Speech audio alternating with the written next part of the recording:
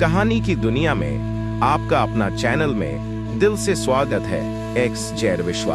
एक बूढ़ा मुसलमान मछुआरा बड़ी कठिनाई से अपनी जीविका चलाया करता था। कभी कभी तो उसके बच्चों को भूखा भी सोना पड़ जाता था। मछुआरा नियम से रोज सवेरे सूरज निकलने से पहले नदी के किनारे पहुंच जाता और केवल 4 बार उसमें जाल डालता था। एक रोज उसने सुबह सवेरे में नदी के किनारे पहुंचकर जाल डाल दिया। जब उसने अपना जाल खींचा तो वह बहुत भारी था। मछुआरे ने सोचा कि जरूर कोई वजनी मछली जाल में फंसी है। जाल निकालने पर उसने देखा कि गधे का शव फंस गया है। जाल ठीक करके मछुआरे ने उसे फिर नदी में डाल दिया, लेकिन इस बार वह कीचड़ में अटक गया। दुखी होकर मछुए ने तीसरी बार जाल पानी में डाला तो गुठली और कंकड़ों के अलावा उसे कुछ नहीं मिला। सूर्य निकल आया है, यह देखकर बूढ़े मछुए ने अल्लाह से दुआ की, या अल्लाह, मैं नदी में रोज सिर्फ 4 बार ही जाल डालता हूँ। 3 बार डाल चुका हूँ, अब सिर्फ 1 बार डालना शेष है। अगर अब भी कुछ न मिला तो मेरे बच्चे दिन भर भूखे रहेंगे। यह कहकर मछुए ने चौथी बार जाल डाला तथा उसे धीरे धीरे खींचने लगा। ऊपर आने पर जाल में से पीतल का एक लोटा निकला। भारी लोटा देखकर उसने अंदाजा लगाया कि अवश्य ही इसमें खाने की चीजें होंगी। लोटे का मुंह शीशे से बंद था, ऊपर कोई मोहर लगी थी। मछुए ने सोचा कि अगर लोटे में से कुछ न निकला तो लोटे को बाजार में बेचकर आटा दाल ले आऊंगा। अपनी छुरी से मछुए ने लोटे का मुंह खोला, किंतु लोटे में कुछ नहीं निकला। उसने लोटे को नीचे रख दिया। तभी लोटे में से अचानक ही धुआं निकलना शुरू हो गया। मछुआरा डरकर पीछे हट गया। आकाश में उठता हुआ धुआं धीरे धीरे नदी के किनारे फैल गया। मछुए के अचंभे का तब ठिकाना न रहा जब उसने देखा कि संपूर्ण धुआं इकट्ठा होकर एक काले रंग का भयावह राक्षस बन गया। हालांकि मछुए ने भागने का प्रयत्न किया, लेकिन डर से पैर न उठ सके। तभी आसमान की ओर हाथ जोड़कर दैत्य ने प्रार्थना की, ऐ सुलेमान, मेरा अपराध माफ करो, अब आपका हुक्म कभी नहीं टालूंगा। यह सुनकर मछुए ने कहा, अरे दैत्यराज, सपना देख रहे हो क्या? सुलेमान को संसार से गए 1800 साल हो गए। तुम कौन हो? दैत्य ने घृणा से मछुए की तरफ देखकर कहा, ढंग से बात क्यों नहीं करता? अरे किसे कह रहा है? मछुआ बोला, अगर मैं तुझे उल्लू या गधा कहता तो ज्यादा अच्छा होता। दैत्य गुस्से में बोला, खबरदार, इससे पहले कि मैं तुझे मार डालूं। अचंभित होकर मछुआरा बोला, मैंने क्या अपराध किया है जो तू मुझे मारेगा? तुझे तो मैंने लोटे से आजाद किया है। क्या यही अपराध किया है मैंने? दैत्य बोला, तूने मुझे आजाद किया है, लेकिन यह इसका मतलब नहीं कि मैं तुझे मारूं ही नहीं। तेरी एक इच्छा जरूर पूरी कर सकता हूँ, वह यह कि तू जैसे कहे तेरा वध कर दूंगा। मछुआरा घबराकर बोला, यह मजाक आपके मुंह से शोभा नहीं देता। मुझ निरपराधी को मारकर आप अपने को पाप का भागी मत बनाइए। दैत्य बोला, यद्यपि प्रभु सुलेमान का संपूर्ण सुरसुरों पर आधिपत्य है, लेकिन दुर्भाग्य से मैं और साकर उनके भक्त न थे। प्रत्येक बात में हम दोनों उनका विरोध करते थे। इसलिए प्रभु ने गुस्से से आसफ नामक राक्षस द्वारा मुझे पकड़वा दिया और इस लोटे में बंद कर दिया और इसका मुंह शीशे से बंद करके महामंत्र की मुहर लगा दी। इसके बाद एक भयंकर निशाचर द्वारा गहरे पानी में फेंकवा दिया। जब मैं सागर में डाल दिया गया तो मैंने प्रतिज्ञा की कि जो कोई भी मुझे 1 शताब्दी के अंदर निकलेगा उसे मैं धनवान बना दूंगा। लेकिन 200 साल बीत गए और किसी ने मुझे लोटे से बाहर नहीं निकाला। मैंने फिर प्रतिज्ञा की कि जो मुझे आगे की शताब्दी में निकालेगा उसे मैं सारी धरती दे दूंगा, लेकिन मुझे तब भी किसी ने नहीं निकाला। तीसरी बार मैंने प्रतिज्ञा की कि जो व्यक्ति मुझे इस शताब्दी में निकाल देगा मैं उसको सम्राट बना दूंगा और उसकी सेवा में उपस्थित होकर रोज उसकी 3 इच्छाएं पूरी करूंगा। वह शताब्दी भी बीत गई। तब मैंने गुस्सा होकर कसम उठाई कि अब जो कोई मुझे निकालेगा मैं उसको मार डालूंगा। आज वह समय आ गया है। दैत्य की बातें सुनकर मछुआरा अवाक रह गया। वह बोला, स्वामी, अपनी प्रतिज्ञा भंग करके मेरे बच्चों पर दया करो, मेरा अपराध क्षमा कर दो। दैत्य सिर हिलाकर बोला कि मैं तुझे माफ नहीं कर सकता। जब मछुए ने देखा कि दैत्य किसी प्रकार मानने वाला नहीं है तो युक्ति सोचकर बोला, महाशय, मैं बड़े अचंभे में हूं कि आप जैसा विशालकाय दैत्य इस छोटे से लोटे में कैसे समाया होगा। अगर आप अपने पैर भी लोटे में रखें तो इसमें नहीं आ सकते। आप मुझसे झूठ कहते हैं कि आप लोटे में बंद थे। दैत्य ने मछुए को बहुत विश्वास दिलाया, पर मछुए ने उसकी बात नहीं मानी और बोला कि मुझे तभी विश्वास आएगा जबकि आप अपना विशाल शरीर इस लोटे में बंद करके दिखाएंगे। दैत्य धुआंकार बनकर धीरे धीरे लोटे में घुस गया और बोला, ऐ मछुए, अब तुझे विश्वास हुआ या नहीं? देख, मेरा पूरा शरीर लोटे ही में है। मछुए ने झट से लोटे का मुंह बंद कर दिया और बोला, वास्तव में तुम समुद्र में फेंके जाने के काबिल हो। यही नहीं, अब मैं समुद्र के किनारे घर बनाकर रहूंगा, ताकि अगर कोई भूला भटका इधर आ भी निकले तो उससे कह दूं कि यहाँ एक भयंकर दैत्य रहता है। अपने को लोटे में फिर से कैद देख दैत्य बोला, दोस्त, मैं तो तुमसे मजाक कर रहा था, तुमने सच ही मान लिया। मछुए ने कर्कश स्वर में कहा, दुष्ट, तेरी चाल में मैं अब नहीं आऊंगा, तू तो पानी में ही ठीक है। यह कहकर वह वहां से चलने लगा। दैत्य उसे जाते देखकर बोला, यदि तू मुझे बंधन मुक्त कर देगा तो मैं अनेक उपकार करूंगा। नहीं नहीं नहीं, मैं तुझे आजाद नहीं कर सकता, मुझे तुझ पर विश्वास नहीं। मैं जानता हूं कि बाहर निकलते ही तू मुझे खा जाएगा। दैत्य बोला, मित्र, मैं ऐसा अपराध नहीं करूंगा। अगर तू मुझे बाहर निकालेगा तो मैं तुझे एक ऐसा उपाय बताऊंगा कि तू अमीर हो जाएगा। मछुआ बोला, तेरी बात का मुझे यकीन नहीं। अगर तुम उसी महामंत्र की सौगंध खाते हो तो मैं तुम्हें स्वतंत्र कर सकता हूं। इस प्रकार दैत्य से 3 वचन लेकर मछुए ने उसे मुक्त कर दिया। बाहर निकलकर दैत्य ने लोटा पानी में फेंक दिया और मछुए से बोला कि मेरे पीछे चले आओ। कुछ देर बाद पहाड़ियों की कतारों के किनारे किनारे चलते हुए दोनों बड़े बगीचे में पहुंच गए। यहाँ पर 4 टीलों के बीच स्वच्छ जल से भरा एक सरोवर था, जिसमें अनेक प्रकार की मछलियां थीं। मछुए ने खुश होकर उसमें जाल डाला।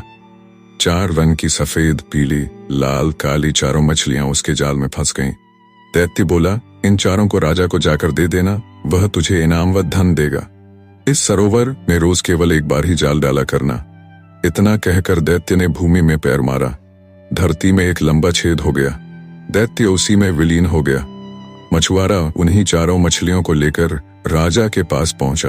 राजा ने प्रसन्न होकर मछुए को 4 स्वर्ण मुद्राएं पुरस्कार में दी और मंत्री को आज्ञा दी कि इन मछलियों को राजा ग्रीक की भेजी हुई रसोइयाइन को दे आओ।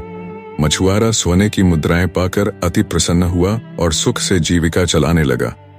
उस रसोइयाइन ने मछली धो घी में भूनने को छोड़ी। जब वह एक ओर से भुन गईं, तो उन्हें दूसरी ओर पलटा। उन्हें दूसरी तरफ पलटते ही पाकशाला की एक दीवार फट गई और एक सुंदर युवती छड़ी हाथ में लेकर मछली के बर्तन के पास खड़ी होकर मरी हुई मछलियों से कहने लगी, मछली, वचन से बंधी मछली, तू अपने प्रण पर डटी रहना। सुंदर युवती ने फिर यह बात कही तो चारों मछलियां जीवित होकर बोली, सच है, जब तुम्हें हमसे प्रेम और श्रद्धा है तो क्यों न हम तुम्हारी भक्त बनेंगी। जब तुम अपना कर्ज चुकाओ तो हमें भी ऋण से मुक्त कर देना। यह सुनकर वह सुंदरी मछलियों के बर्तन को उलट पलट कर गायब हो गई और दीवार पहले की तरह ही दिखाई देने लगी। यह घटना देखकर रसोइयाइन बेहोश हो गई। जब उसे होश आया तो मछलियां जलकर राख हो चुकी थीं। वह रोने लगी और सोचने लगी कि मैं राजा को यह बात बताऊंगी तो वह मेरा विश्वास नहीं करेगा। तभी मंत्री ने आकर पूछा कि मछलियां पक गईं क्या? रसोइयाइन ने पूरी घटना कह सुनाई। मंत्री को बड़ा आश्चर्य हुआ। राजा क्रुद्ध होंगे, यह जानकर मंत्री ने मछुए को फिर बुलाया और कहा कि शीघ्र ही इसी प्रकार की 4 मछलियां लाकर दो। मछुआरा बोला कि आज तो माफ कीजिए, कल अवश्य ला दूंगा। दूसरे दिन जब मछलियां आ गई तो मंत्री ने उन्हें अपने सामने बनवाया। रसोइयाइन ने मछली पहले की तरह घी में भूनने को छोड़ी। एक तरफ सिंकने पर उन्हें दूसरी तरफ पलट दिया। तभी रसोई की दीवार फटी और वही सुंदरी छड़ी हाथ में लिए मछलियों के सामने पहले वाला प्रश्नोत्तर करके विलीन हो गई। ये देखकर मंत्री ताज्जुब में पड़ गया। उसने पूरी घटना राजा से जाकर कह डाली। राजा को सुनकर अति आश्चर्य हुआ। मछुए को बुलाकर फिर उसी प्रकार की 4 और मछलियां लाने की आज्ञा दी। तीसरे रोज मछुए ने वैसी ही मछलियां ला दी। राजा ने उसे 400 सोने की मुद्राएं दी। राजा ने अपने सामने एक सुनसान घर में मछलियां पकवाई। मंत्री ने दरवाजे बंद करके मछली तेल में छोड़ी। जब वह एक तरफ भुन गई तो राजा को सावधान करके दूसरी ओर पलटी। तभी पीछे की तरफ से दीवार फाड़कर एक राक्षस सेवक भेष में छड़ी लिए निकल आया और मछलियों के बर्तन के निकट आकर अत्यंत भयानक आवाज में बोला, मछलियों, तुम अपनी प्रतिज्ञा पर अटल रहो। मछलियों ने जैसे ही हाँ कही, राक्षस ने मछलियों का बर्तन पलट दिया और खुद उसी दीवार में समाकर विलीन हो गया। यह देखकर राजा हैरान रह गया। उसने मछुए को बुलाकर पूछा कि तू ये मछलियां कहाँ से लाता है? मछुए ने बता दिया। मंत्री बोला कि मैं उधर ही शिकार के लिए जाया करता हूँ, सब कुछ मेरा देखा हुआ है, लेकिन तेरा बताया हुआ सरोवर तो मैंने आज तक नहीं देखा। मछुए से राजा बोला कि यहाँ से सरोवर कितनी दूर है? कोई 3 घंटे का रास्ता है। नम्रता पूर्वक मछुआ बोला, राजा ने दलबल के साथ सरोवर की ओर प्रस्थान किया। मछुए के साथ सब लोग वहां पहुंचकर सरोवर को आश्चर्य से देखने लगे। राजा वहीं डेरा डालकर मंत्री से बोला कि मैं इस सरोवर का रहस्य जानना चाहता हूं। मैं जाता हूं, मेरी गैर हाजिरी में कुछ बाधा न पड़े, इसलिए मेरे जाने का समाचार किसी से न कहना। मुमकिन है कि प्रजाजन आंदोलन करके या कहावतों से अविश्वास फैलाएं। जब तक मैं न लौटूं, तुम यहीं रहना। मंत्री से यह कहकर गुप्त छुरी हाथ में लेकर राजा पहाड़ों की कतार की ओर चल दिया। थोड़ी देर में राजा पहाड़ों की कतार के पार उतर गया। सामने एक उद्यान नजर आ रहा था। उद्यान की तरफ राजा बढ़ता गया। सूर्योदय के समय राजा एक महल के दरवाजे पर जाकर पुकारने लगा। यहाँ लोहे का उच्च किला था, परंतु किसी की आवाज सुनाई नहीं पड़ी। राजा बोला, अंदर कोई है? जब कोई जवाब नहीं आया तो राजा महल में घुस गया। वहां भी सुनसान था। सामने के बड़े दालान में एक दलीचा बिछा हुआ था। मखमली पर्दे लगे थे जिसमें सोने और चांदी के फूल कड़े हुए थे। बारहदरी के बीच में स्वच्छ जल से भरा एक कुंड था, जिसके चारों कोनों पर सोने के शेर बने थे और एक शेर के मुंह से फव्वारे छूट रहे थे। शेरों के मुख से फव्वारों के रूप में निकलता हुआ गुलाब का अर्क मोती बिखेरता नजर आ रहा था। दुर्ग के तीन ओर बगीचा था। राजा एक वाटिका में बैठकर फूलों का आनंद लेने लगा। तभी एक भयंकर आवाज आई। राजा ने पीछे का पर्दा उठाकर देखा। एक सिंहासन पर बैठा हुआ एक नवयुवक जोर जोर से रो रहा था। मैं अपाहिज आपका स्वागत नहीं कर पाया। राजा बोला, नहीं नहीं, इसकी जरूरत नहीं। तुम्हारी हालत देखकर दुख होता है। मैं आपकी क्या मदद कर सकता हूँ? अगर इस सरोवर की मछलियों के संबंध में और अपने रोने का कारण बता सको तो अति कृपा होगी। वह बोला कि आप यह रहस्य सुनने की इच्छा रखते हैं तो सुनिए। नवयुवक बोला, मैं राजकुमार हूँ। मेरे पिता का नाम महमूद शाह था, जो 4 मुख्य पहाड़ों के स्वामी थे। जहाँ अब सरोवर है, पहले उसी स्थान पर हमारी राजधानी थी। जब मेरे पिता का स्वर्गवास हुआ तो राज्य पर मेरा पूर्ण अधिकार हो गया। चाचा की लड़की के साथ मेरा विवाह पहले ही हो चुका था। 5 साल तक हमारा जीवन सुखी रहा, लेकिन धीरे धीरे पत्नी के प्रेम में अंतर आता गया। एक दिन जब मैंने इसके कारण के बारे में जानकारी करनी चाही, तो मुझे पता चला कि वह मेरे एक दोस्त से शादी करना चाहती थी, जो कि मेरे महल से ही कुछ दूरी पर रहता था। ये जानकर मैं बहुत क्रोधित हुआ और एक रात उसकी धूर्तता का मजा चखाने उसके महल में जा पहुंचा। वह उस समय अपने पलंग पर निद्रा मग्न था। मैंने उस पर तलवार का वार किया। एक दिल को हिला देने वाली चीख से घर, बाग और आकाश कांप उठे। मैं बिजली की तरह नीचे कूदकर तेजी से भागता हुआ अपने कमरे में पहुंचा और चुपचाप सो गया। सवेरे उठकर मैं राज्यसभा में गया। वहीं मुझे पता चला कि मेरा धोखेबाज दोस्ता मरा नहीं था, बल्कि जिंदा था। मेरा वार शायद हल्का पड़ा था। उसी के बारे में सोचता विचारता जब शाम को मैं महल में वापस लौट कर आया तो मैंने रानी को मैले कपड़े पहने देखा। बालों को खोलकर मुझे क्रोधपूर्ण नजरों से देखती हुई वह बोली, दुष्ट, तूने ही मेरे होने वाले पति को घायल किया है। मैं तुझे जिंदा नहीं छोड़ूंगी। ये सुनकर मैं क्रोध के कारण तड़फड़ा उठा और उसे मार डालने के लिए अपनी म्यान से तलवार खींच ली। लेकिन जैसे ही मैंने उसे मारना चाहा, उसने एक मंत्र पढ़कर मेरा आधा शरीर पत्थर का बना दिया। जब मुझे होश आया तो मैंने अपने आप को इसी जगह पड़े पाया। उस दुष्ट ने मेरा राज्य सरोवर के रूप में बदल डाला।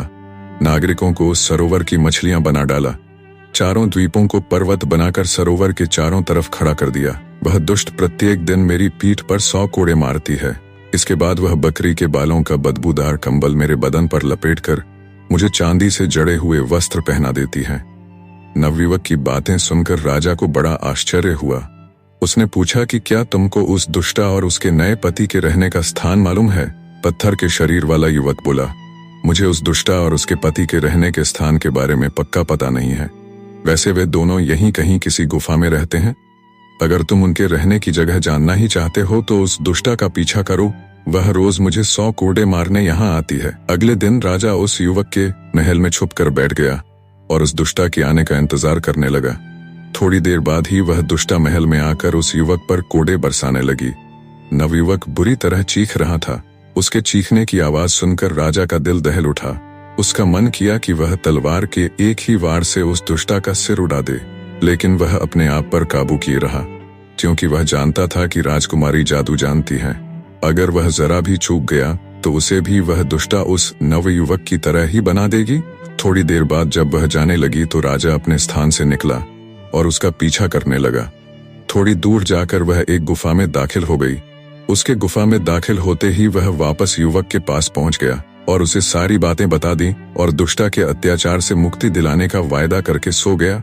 अगले दिन वह उस दुष्टा के महल में आने के समय से कुछ देर पहले ही उस गुफा की तरफ चल दिया। जिस समय वह गुफा के पास पहुंचा, दुष्टा अपने हाथ में कूड़ा लिए बाहर निकल रही थी। उसके गुफा से बाहर निकलते ही राजा गुफा में प्रविष्ट हो गया। अंदर जाकर उसने देखा कि राजकुमार का धोखेबाज दोस्त शराब पीने में मस्त था। उसे इस हालत में देखकर राजा को और भी अधिक प्रसन्नता हुई। उसने चुपचाप अपनी म्यान से तलवार निकालकर एक ही झटके में उसका सिर धड़ से उड़ा दिया। फिर राजा ने उसकी लाश एक तरफ एक कोने में छुपा दी और उसके कपड़े पहनकर अपना चेहरा उस जैसा ही बना लिया और पास पड़े पलंग पर जाकर लेट गया और उस दुष्टा के वापस आने का इंतजार करने लगा। थोड़ी देर बाद ही दुष्टा वापस गुफा में आई और राजा को अपना पति समझकर उसके पास बैठ गई। राजा ने अपना मुंह दूसरी तरफ कर लिया था ताकि दुष्टा उसे देखकर पहचान न ले।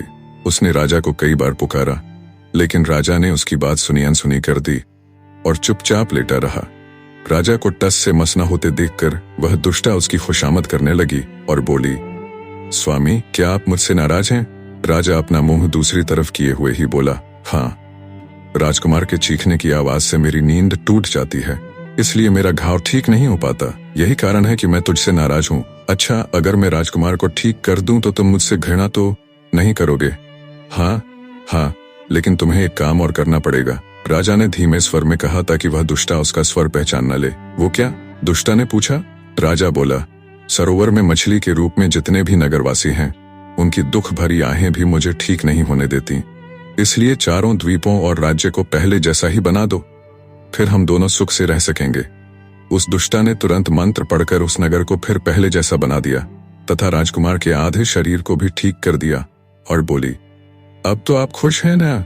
राजा ने कहा, हाँ, और फिर उसने उस दुष्टा को अपने नजदीक आने को कहा। जैसे ही वह दुष्टा राजा के नजदीक गई, राजा ने तलवार खींचकर उसकी गर्दन पर दे मारी। तलवार उसकी गर्दन पर पड़ते ही उसकी गर्दन एक तरफ जा पड़ी। राजा तेजी से पलंग से उठा और उस दुष्टा का शरीर उसके दूसरे पति के शरीर पर डाल दिया और तेजी से गुफा के बाहर निकल आया। बाहर आकर उसने देखा कि जो नगर कुछ क्षण पहले पत्थर का बना हुआ था, बड़ा ही सुंदर नजर आ रहा था। लोग इधर उधर आ जा रहे थे। राजा तेजी से कदम बढ़ाता हुआ महल में जा पहुंचा।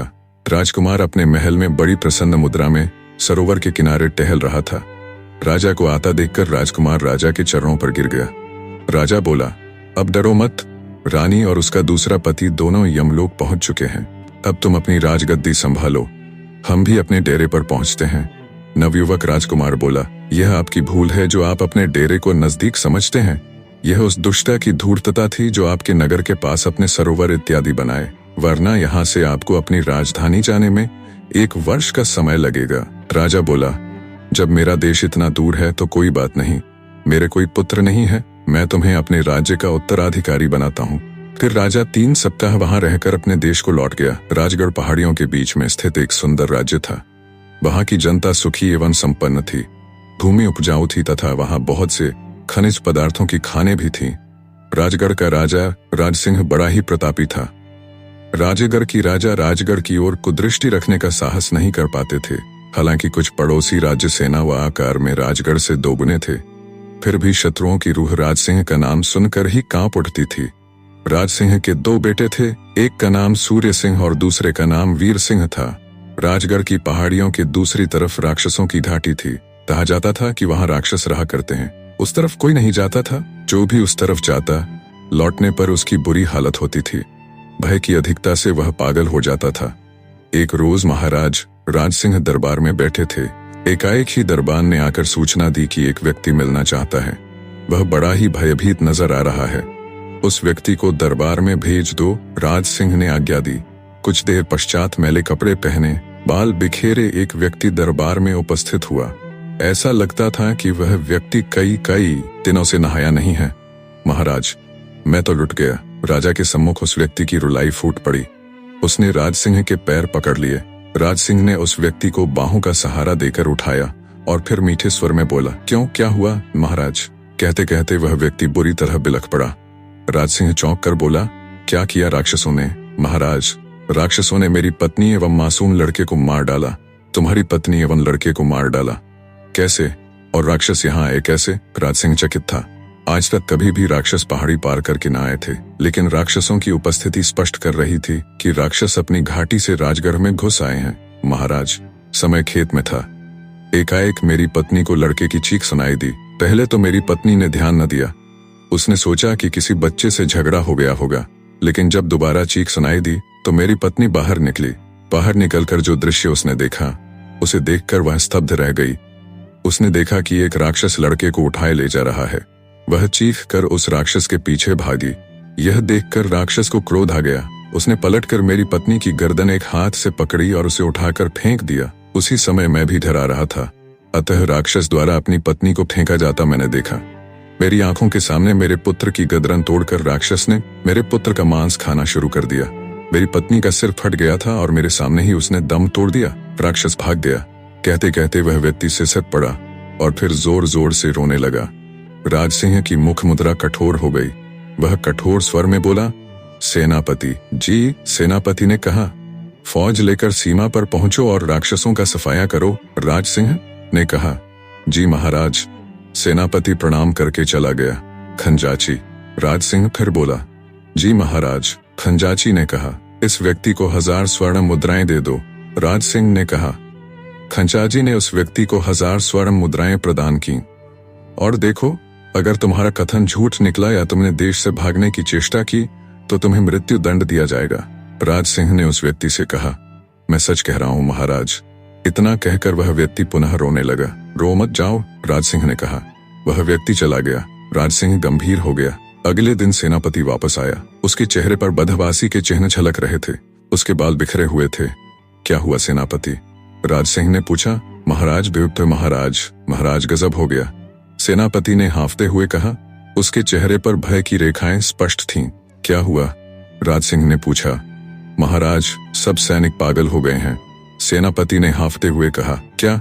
राज सिंह चौंक पड़ा। जी हाँ, लेकिन कैसे? वह पागल कैसे हो गए? पता नहीं महाराज। हम लोग राक्षसों की खोज करते हुए पहाड़ियों के करीब पहुंचे तो वहां पर एक विचित्र से जानवर को देखा। उस जानवर का मुंह मगरमच्छ का था और बाकी हिस्सा मानव जैसा। वह जानवर आग उगलता था। उस जानवर की सांस की गर्म हवा जिसके शरीर से टकराई वही पागल हो गया। अब वे पागल सैनिक पागलपन के कारण आपस में लड़ रहे हैं। सेनापति ने कहा, तुम सब सैनिकों के पीछे थे? राज सिंह ने क्रुद्ध होकर पूछा। जी। सेनापति कांप उठा। सैनिकों, कायर सेनापति को गिरफ्तार कर लो, राज सिंह ने कहा। उस समय राज सिंह के दोनों पुत्र सूर्य सिंह एवं वीर सिंह भी वहीं थे। वे दोनों स्तब्ध से अपने पिता के न्याय को देख रहे थे। वास्तव में जो सेनानायक सेना के पीछे रहे वह नेतृत्व करने के योग्य नहीं होता, किंतु यदि सेनापति भी सैनिकों के साथ ही रहता तो वह भी पागल हो जाता। अतः उसके पीछे रहने से कम राज सिंह को सूचना तो मिल गई कि क्या घटना घटी है। यदि सेनापति आगे ही रहता तो उक्त सूचना भी नहीं मिल पाती। पिताजी, एकाएक राजकुमार सूर्य सिंह ने कहा। क्या? राज सिंह ने कठोर स्वर में कहा, किंतु वह यह समझ गया कि सूर्य सिंह उसके निर्णय से सहमत नहीं है। सूर्य, मैं आज से तुम्हें सेनापति बनाता हूं। जाओ, तुम्हें राक्षसों का नाश करना होगा। कैदी सेनापति को मैं इसी शर्त पर मुक्त कर सकता हूं कि तुम सेना का नेतृत्व करके राक्षसों का नाश करो। यह कहते कहते राज सिंह का स्वर कठोर हो गया। राज सिंह वैसे तो बड़े सहृदय थे, किंतु राज्य कार्य एवं देश संबंधी मामलों में बड़े कठोर थे।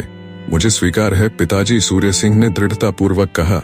सेनापति को छोड़ दिया गया, लेकिन वह सेनापति के पद पर बना न रहा। राजकुमार सूर्य सिंह को सेनापति बना दिया गया। राज सिंह ने उसे 1/3 सेना ले जाने का आदेश दिया, लेकिन सूर्य सिंह ने नम्रतापूर्वक उत्तर दिया, 1/3 सेना की कोई आवश्यकता नहीं है पिताजी। मैं अपने साथ केवल 15 चुने हुए सैनिक ले जाऊंगा और राक्षसों का नाश करके ही वापस लौटूंगा। भैया, मैं भी साथ चलूंगा। छोटा राजकुमार वीर सिंह बोला। नहीं वीर, तुम नहीं, तुम अभी छोटे हो। सूर्य सिंह ने कहा। छोटा हूं तो क्या हुआ? मैं कायर नहीं हूं। मैं भी दुष्ट राक्षसों को नाको चने चबवा देने की शक्ति रखता हूं। भूतपूर्व सेनापति को जब यह पता चला कि राजकुमार सूर्य सिंह नया सेनापति को नियुक्त किया गया है और उसी के प्रयत्न से वह कैद से मुक्ति पा सका है, तो उसके हृदय में सेनापति के प्रति श्रद्धा उत्पन्न हुई। वह सूर्य सिंह के पास गया और उसके पैर पकड़ लिए। अरे देव सिंह जी, यह आप क्या कर रहे हैं? सूर्य सिंह पीछे हट गया। देव सिंह भूतपूर्व सेनापति का नाम था। युवराज, मैं भी आपके साथ चलूंगा। मैं कायर नहीं हूं। घटनावश मुझ में कायरता का समावेश हो गया था। सूर्य सिंह ने देव सिंह को साथ रखना स्वीकार कर लिया, क्योंकि वह जानता था कि पदच्युत सेनापति देव सिंह एक वीर योद्धा है। उसी दिन 15 योद्धाओं के साथ सूर्य सिंह ने राक्षसों की घाटी के लिए प्रस्थान कर दिया। वे अभी आधी दूरी ही पार कर सके थे कि एकाएक सामने से एक व्यक्ति भागता हुआ आता दिखाई दिया। सूर्य सिंह को वह पहचान गया और रोता हुआ बोलने लगा, युवराज, मैं तो लुट गया। राक्षसों ने मेरी झोंपड़ी गिरा दी और जवान लड़के को मार डाला। तभी एक और व्यक्ति वहां आया। सूर्य सिंह इस व्यक्ति को पहचान गया। यह राजगढ़ का वह गुप्तचर था जिसे अजीब से भयंकर, पागल कर देने वाली, सांसें छोड़ देने वाले जानवर के बारे में जानकारी प्राप्त करने के लिए भेजा गया था। क्या सूचना है रतन? सूर्य सिंह ने आगंतुक से पूछा। आगंतुक का नाम रतन सिंह था। युवराज, गजब हो गया। पहाड़ी के निकट वाला इलाका वीरान हो गया है। वहां के लोग पागल होकर लड़ मरे हैं। रक्त से धरती लाल हो गई है। रतन सिंह ने कहा। ओह, सूर्य सिंह ने कहा और घोड़ा आगे बढ़ा दिया। उसके पीछे पीछे उसके 15 साथी भी थे। ये सभी लोग आगे बढ़े। आगे गांव का दृश्य बड़ा ही विभत्स था। सारी धरती लहू से लाल थी। गांव वीरान पड़ा था।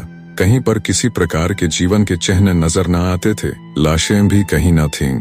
ये तो स्पष्ट था कि यहाँ भीषण रक्तपात हुआ है, लेकिन रक्तपात मचाने वाले विचित्र प्राणी के कारण हुए पागल मनुष्यों की लाशों का कहीं पता न था।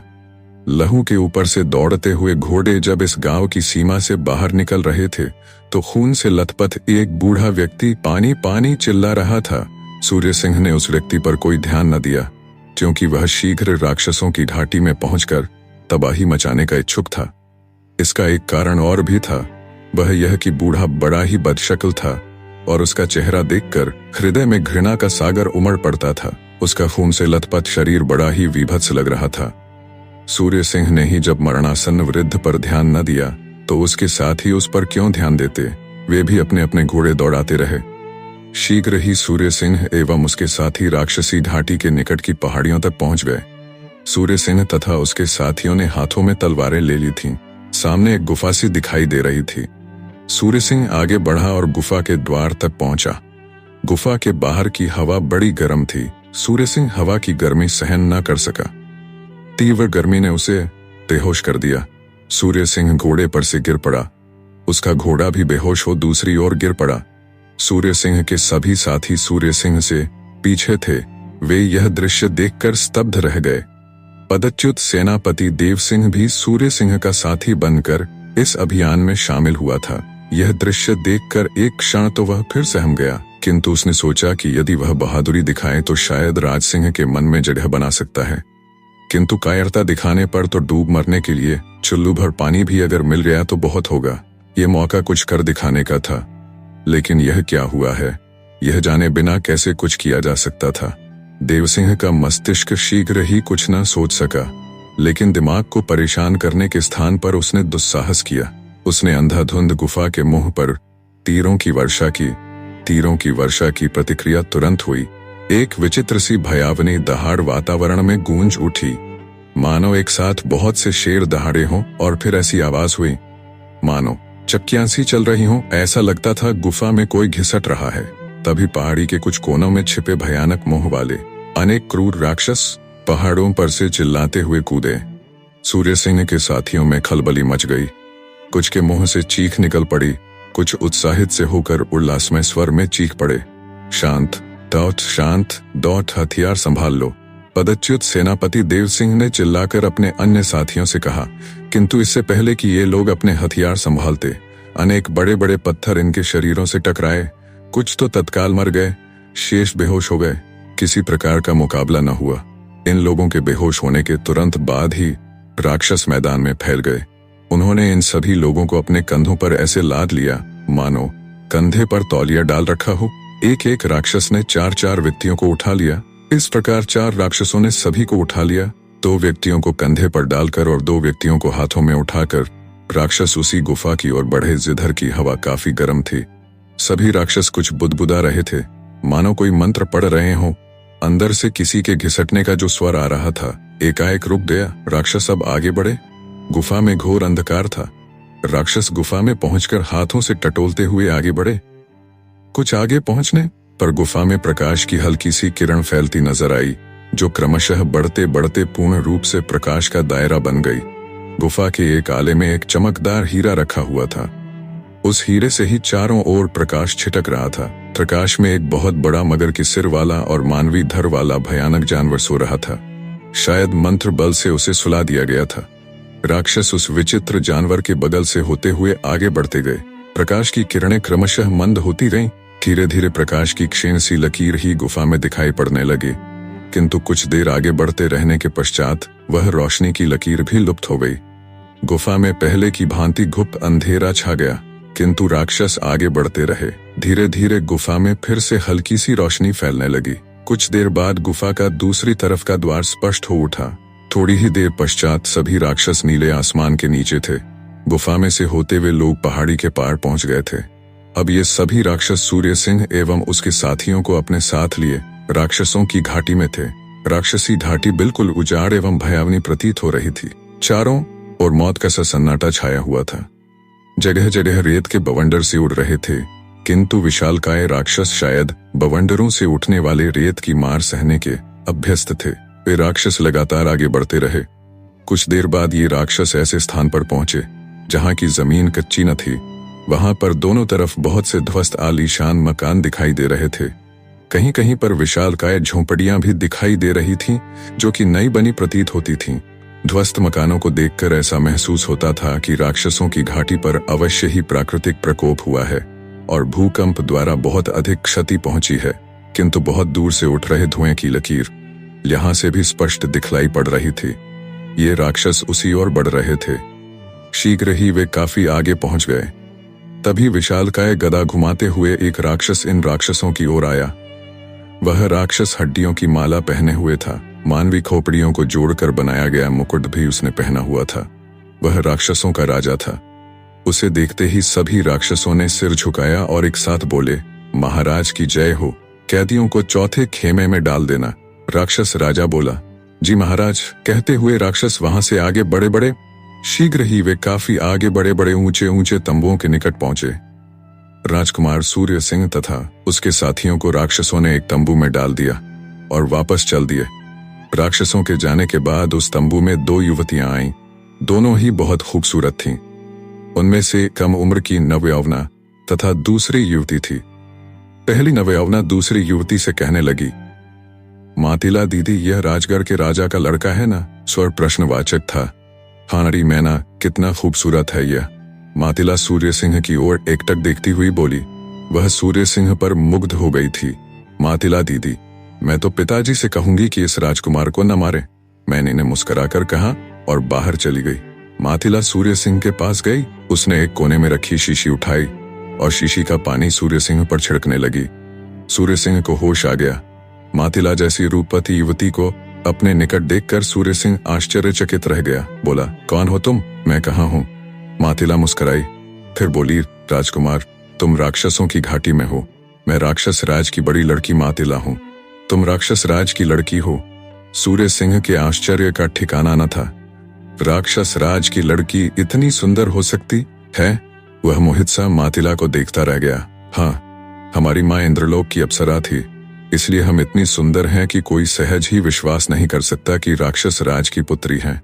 मातिला ने कुछ हिचकते हुए कहा, फिर बोली, राजकुमार, कुछ समय पूर्व हमारे देश राक्षसों की घाटी में भयंकर भूकंप आया था। परिणाम स्वरूप सब कुछ नष्ट हो गया।